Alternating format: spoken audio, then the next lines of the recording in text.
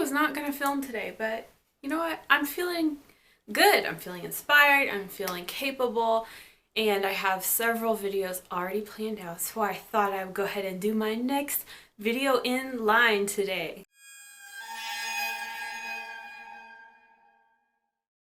Today's video is about unconventional lifestyles. So generally, I think I look at the human population around me and view them as just like simpletons, just sheep.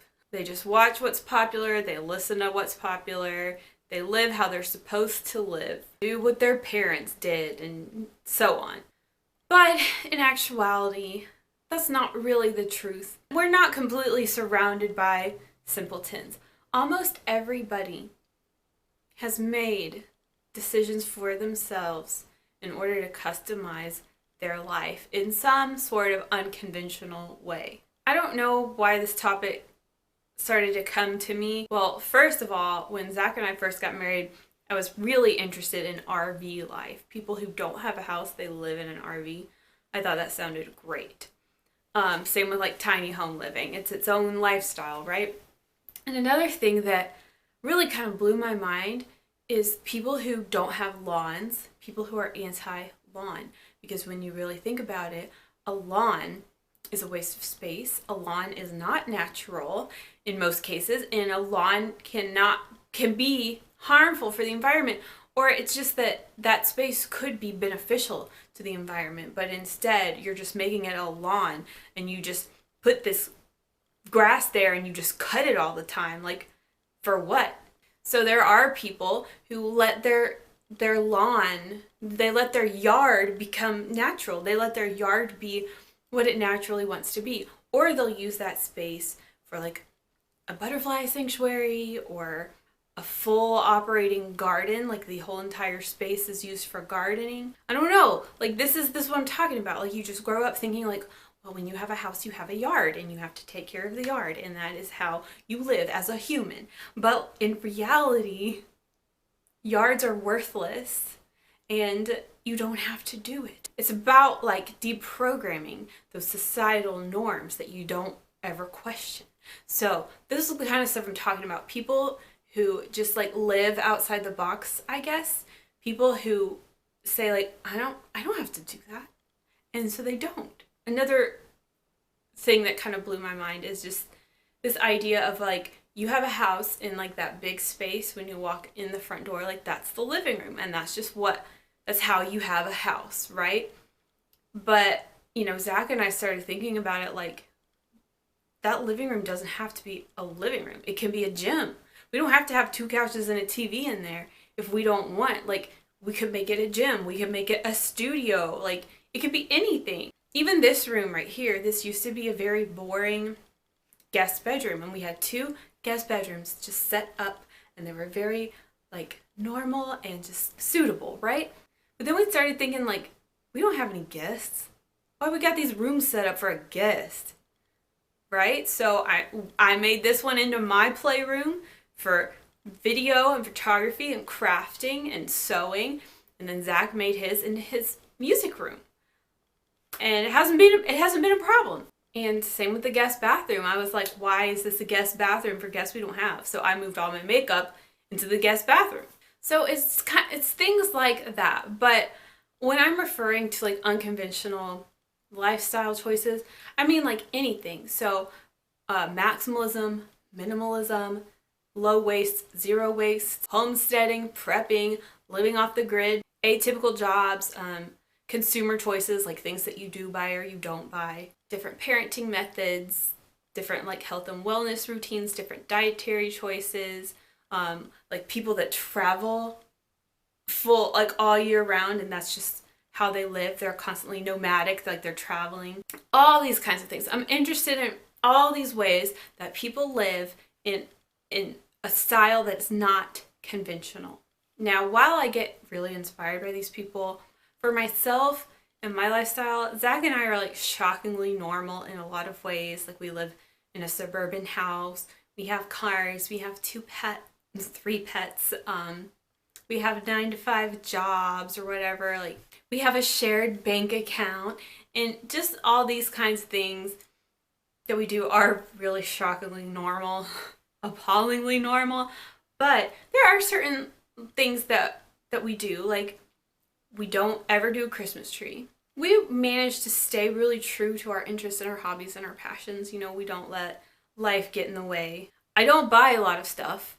I don't really buy clothes anymore. I don't buy makeup anymore unless I'm like replacing something. We go to great lengths to avoid buying stuff.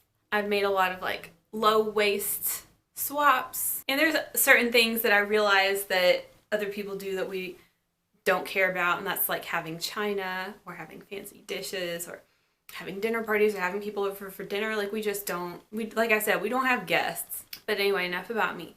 So online on my social media, I took like a survey. I just asked the open question for people to tell me like in what ways do they live differently. And so these are mostly people like in my location, like in my geographical community. But I thought I would share some of the responses I got anonymously, of course. And I don't want to like, I don't think anything's too controversial, but I'm not trying to like start controversy or say that this person's right or wrong. This is just what they told to me. Okay, one girl said she had a home birth, loved it, eats paleo, and uses essential oils. And she's laughing at the fact that she sounds like such a hippie, and she never thought she would be. We have a boycotter. They have boycotted BP since 2010 when the oil spill happened. And they avoid Exxon for the same reason. They boycotted Walmart for 5 years and still only go there if they have to. They eat the low FODMAP diet, and they have a schedule for everything, including housework, car maintenance, haircuts, etc., which I also do. This person says they practice attachment parenting, and they're striving towards gentle, peaceful, no yelling parenting.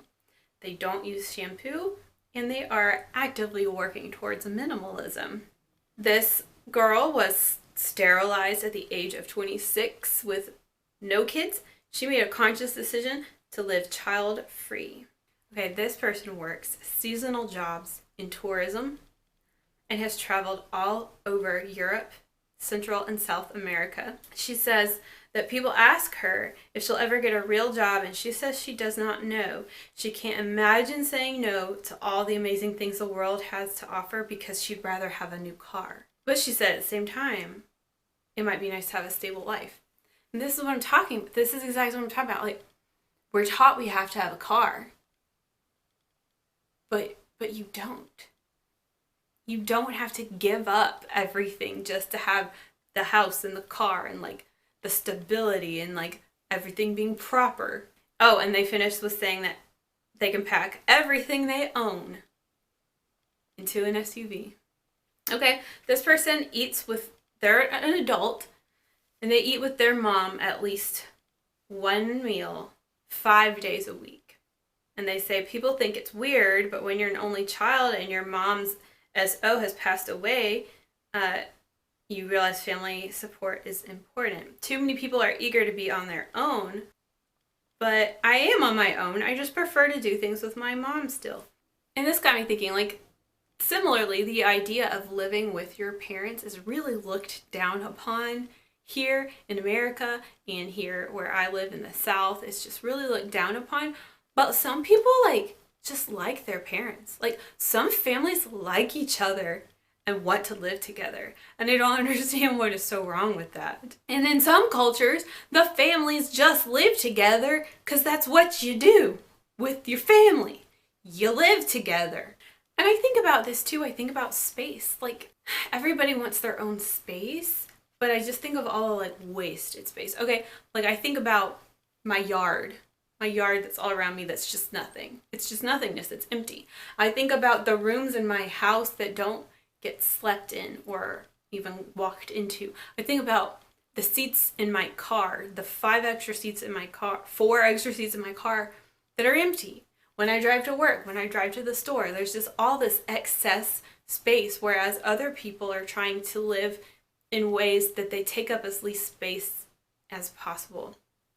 Anyway, all that to say that families there's a family unit, but once they reach a certain age, they just go out. When there's that same space that you were living in before, there's now an empty space. I don't know. This is just the kind of stuff that I think about. I wouldn't want to live with my family, okay? And I love having my own space. I love my garden, and I don't care about my yard. But no, you know what? It was nice to have a yard during lockdown, so I could like go out and get some sun, right? And that's another thing. I think lockdowns and quarantines have changed the way that we look at space and the way that we value space. So whereas efficiency apartments and stuff seemed like a really cool and cute and efficient idea, you wouldn't want to be locked up in there for an extended period of time. So I don't know, man. Like, I think maybe we as a society could consolidate a little more in some ways, but honestly, my house it's like small, but it's spacious. So I'm really, really thankful for my house and this space and all that, but I don't know. Why do we always like want to disperse? You know what I mean? Anyway, back to this list from contributors here. This person's a parent. They say, we are all for bodily autonomy. Our children are the ones who decide how and when permanent changes to their body get to be made. So like circumcision, like piercing ears, that kind of stuff. They aren't doing that without the child's consent. Extended breastfeeding, cloth diapers, so that's like a low waste choice. Switching to natural chemical-free products like toothpaste, deodorant, shampoo. They also sew a lot of their own clothes and make a lot of their own things from scratch. I like that. This person does not eat red meat and has not since 2008. This person said that they allow their daughter to form their own opinions and convictions, and so their daughter at age 8 decided to be a vegetarian all on her own. This person is a parent. They did not pressure their kid to stop sleeping in bed with her. They just left whenever they were ready. She also says that she will not tell them they can't do something or they can't like something because of their gender. And she's not the only person that said something similar. She's like, my son has to wear makeup all the time, and my only answer is he has to wait till he's older. This person collects and decorates their home with animal skulls and bones and pelts and antlers, all ethically obtained. They say, I try my best to honor them by respectfully incorporating what they left behind into my space. So it's creative decorating. And another passion of mine is breaking conventional norms when it comes to interior decorating. I have a Pinterest board called Houses That Break the Rules, where I just have every house that breaks some kind of convention or is just out there, where the decor is crazy or has a really like cohesive but intense theme. Like, I love all of that, and I always save those for inspiration. This person does not buy greeting cards. They hate the idea of giving presents. Amen to both of those. This person says they geek out on personal finance. They are saving more than 50% of their income. Yes, okay, this is another just like unconventional lifestyle. They save more than 50% of their income because they live in a not as good apartment and they share with a roommate. So that's able to shave off so many living expenses. They also have a very low car payment because they put down a 50% down payment when they got it. This person is a fire dancer, belly dancer, and photographer. This person says they are pagan and studying to become a priestess so they can legally officiate. And they homeschool their children so they have access to subjects that would not be offered in our public school setting. Okay, and that's it. This is so random, but I just really love what I heard here. And honestly, it reminded me that everyone around me and people in my community, people I know, like, they aren't just following. Like, they're asking questions. They're coming to their own conclusions for what's best for them and their lifestyle. And like, I like when people grab the steering wheel of their own life and like direct their own life. They live intentionally rather than just like letting life happen to them. They take initiative. And these may not seem like crazy like lifestyle choices to you, but here where we live, it's very homogenous, and like there's a standard that most people like adhere to a certain degree. So even these little tiny tweaks are something special to be recognized. And one day I probably will make some more like unconventional life choices. I'd just like to always be aware of that societal programming, and at least just saying like, I don't need this yard. We have so many choices in life, and it's just really cool to see how people choose to live. So with that, of course, I'd love to hear what you do in your life, like some way that you may live outside tradition or outside of convention. I'm starting to think we all have at least a little something that we can claim in terms of designing our own life. So let me know.